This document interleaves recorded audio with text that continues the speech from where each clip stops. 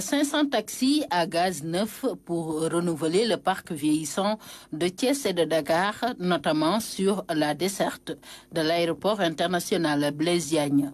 Donc 500 taxis ont été remis au GIE et comme vous le savez, nous allons aussi bien suivre pour la récupération des taxis qui ont été remplacés parce qu'il s'agit d'un renouvellement afin de les envoyer à la casse parce que dans un court, moyen et long terme, nous voulons qu'au Sénégal disposer des moyens de transport modernes qui sont compliants, qui sont conformes et surtout qui vont assurer la sécurité routière et une qualité de service pour nos citoyens.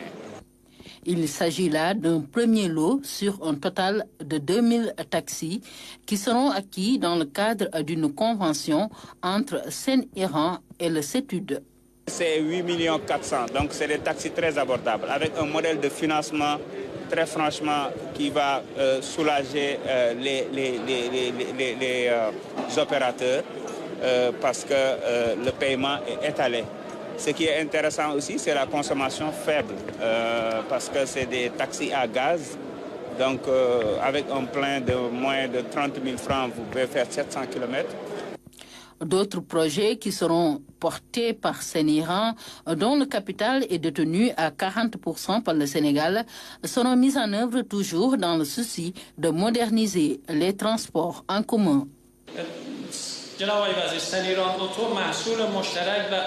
Sen-Iran Auto est un modèle de réussite dans le cadre de la coopération entre le Sénégal et l'Iran. Elle est la plus grande usine d'assemblage de voitures dans la sous-région et nous comptons aujourd'hui sur le soutien de l'État pour augmenter notre capacité d'exploitation.